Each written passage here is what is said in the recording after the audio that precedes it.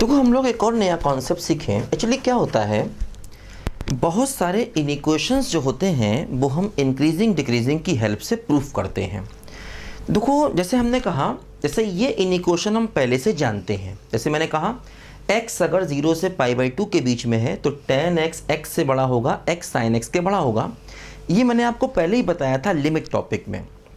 तो वहाँ पर मैंने आपको ये ग्राफ बना के समझाया था। जैसे मैंने कहा था कि tan का ग्राफ ऊपर होगा, फिर x का ग्राफ होगा, फिर sin का ग्राफ होगा, है ना।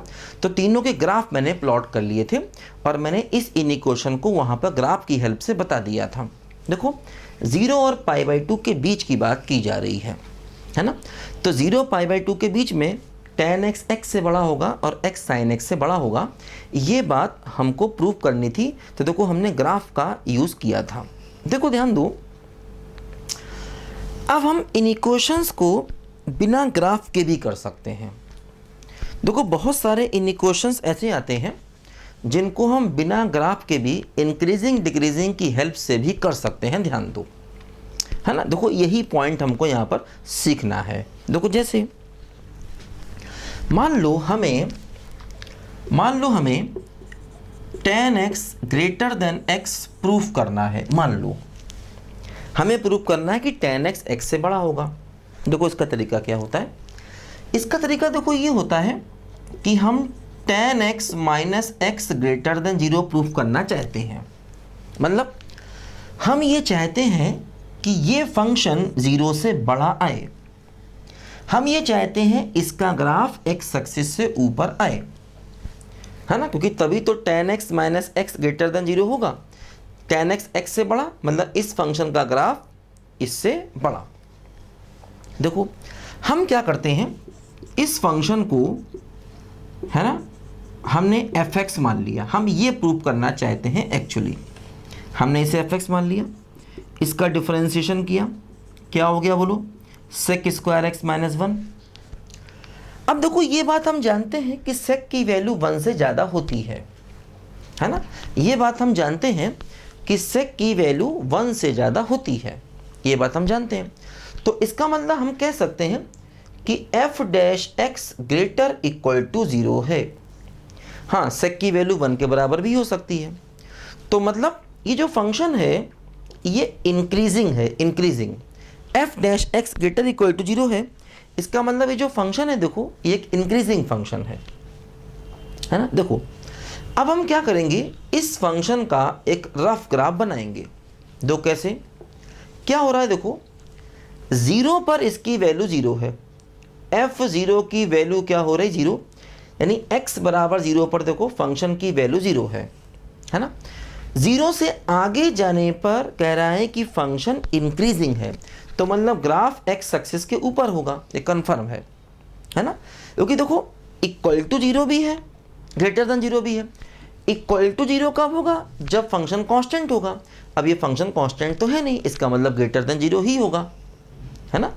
क्योंकि देखो अगर मैं कहता कि f dash x equal to 0, तो f dash x equal to 0 का मतलब, है ना, पूरे इंटरवल में फंक्शन को कांस्टेंट होना चाहिए, जबकि फंक्शन कांस्टेंट नहीं है।